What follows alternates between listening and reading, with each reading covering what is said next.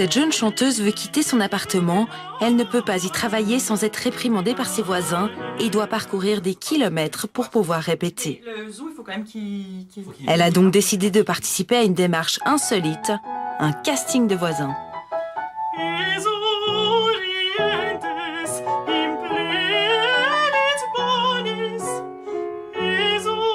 Je me sens quand même assez stressée. C'est vrai que je me suis préparée un tout petit peu, comme quand je vais faire des auditions pour le chant. Pour moi, c'est un peu du même ordre, c'est un peu la même chose. Alors, chères habitantes, chers habitants, la visite du château que j'ai faite vendredi passé m'a donné l'envie de tenter l'aventure. Je vous avoue que je n'y avais jamais pensé auparavant, mais en découvrant cet endroit magnifique, l'idée a fait son chemin. J'exerce 2 activités professionnelles très différentes, mais étonnamment complémentaires. Je suis chanteuse lyrique et couturière. Je me réjouis de faire votre connaissance à la fin du mois d'avril et vous souhaite d'ici là de bonnes fêtes de Pâques. Meilleures salutations. Deuxième étape, le grand oral. Ce soir, Katia a 10 minutes pour convaincre d'être une bonne voisine. Merci. Je me laisse prendre place. Donc, je viens de lire votre lettre au groupe. D'accord. C'est assez particulier comme démarche, mais moi, ça m'a tout de suite assez plu l'idée de devoir justement écrire une lettre, aller rencontrer les gens. Parce que c'est vrai qu'autrement, c'est assez anonyme quand tu postules pour un appartement. Tu dois donner un dossier avec ta fiche de salaire, ton certificat de bonne vie et mœurs, et puis voilà, tu poses ton dossier, et c'est tout. Et là, c'est plus le contact, justement, personnel et humain, je trouve sympathique. C'est mieux comme ça que je recherche. Mais actuellement, vous habitez Genève? Oui. J'ai jamais eu comme voisine une mezzo-soprano. Comment ça se passe?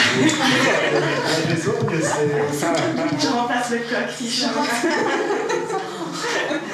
Malgré la bonne ambiance, la concurrence était plus forte.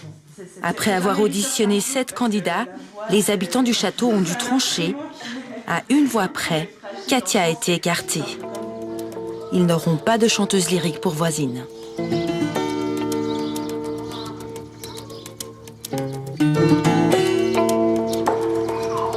Dans cette vieille bâtisse, les châtelains, copropriétaires des lieux, ont ce grand privilège, ils choisissent leurs voisins. Comme chaque samedi à tour de rôle, un habitant organise le brunch pour les 50 autres. Tous sont passés par la phase casting avant de pouvoir habiter là. Un processus de sélection aussi perturbant pour les candidats que les électeurs. Une démarche très subjective, mais assumée. C'est le feeling, chacun a voté d'après ce qu'il ressentait. Les critères, c'est est-ce qu'on pense tous que c'est quelqu'un qui peut s'intégrer dans la coopérative, avoir un peu d'énergie pour participer, mais sinon, c'est comme on le sent, si on a l'impression que ces gens sont sympathiques ou bien un peu moins. Et pourquoi faire cette méthode? Tu sais, je peux répondre. Oui. Parce que je pense que ça crée un traumatisme que tout le monde partage. Et puis, c'est une espèce de rituel, non? Il y a un rituel. Je crois qu'il y a aussi un élément très important, c'est qu'on est farouchement attaché au besoin de décider démocratiquement. Démocratie. Je crois que si chacun n'a pas dit son mot, qu'il n'a pas pu se faire une idée lui-même, je crois qu'il y a une petite frustration qui serait pas supportable. Donc c'est la façon, c'est la méthode qu'on a trouvée la moins mauvaise pour l'instant. Normalement, Ici, ça a l'air de fonctionner. De quoi peut-être donner des idées à d'autres. Choisir ses voisins avant de choisir sa maison. Un concept séduisant. malgré tout, il faut l'admettre, on représente quelque chose d'une société assez homogène. En gros, on est quand même toujours un peu du bobo, un peu bio, qui voilà. Non mais il faut aussi, on n'a pas une image de la société complètement métissée telle qu'elle existe. Voilà, c'est pour ça aussi que je pense que ce qu'on applique ici, c'est parce qu'on a le choix de pouvoir le faire. Tu vois. Alors après, ça serait peut-être dangereux à quelque part que chacun puisse choisir ses voisins, parce qu'après, évidemment, tu vois, après, il y a plus d'intégration et puis tu crées des ghettos. Moi, je crois que c'est un petit peu comme partout ici. Hein. Il y a beaucoup de choses qu'on dit, qu'on ose se dire, d'autres choses qu'on ne se dit pas. Et puis, voilà, il y a quand même beaucoup de bruit de couloir. C'est comme partout, hein. C'est une micro-société et puis tout ne se dit pas, quoi. Mais il y a du lien. Il y a du lien. Moi, je pense qu'il y a un truc qui est très important, c'est on est propriétaire, mais en fait, on n'est pas propriétaire de son appartement. Parce que si chacun serait propriétaire de son appartement, ce serait tout à fait autre chose. On voudrait défendre son truc et tout.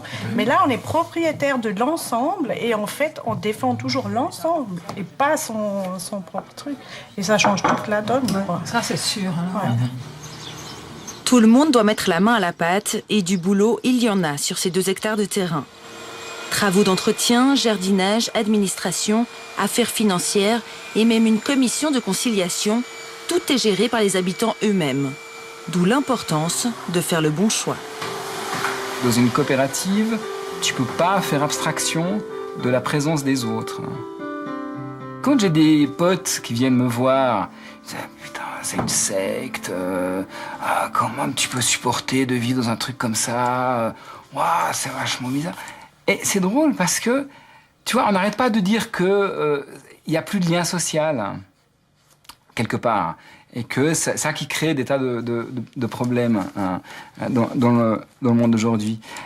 Et en même temps, quand on vit dans une structure où il y a une forme de lien qui est recréée par le simple fait que, on doit partager quelque chose qui est la gestion de cette maison, donc ça fait très très peur aux gens.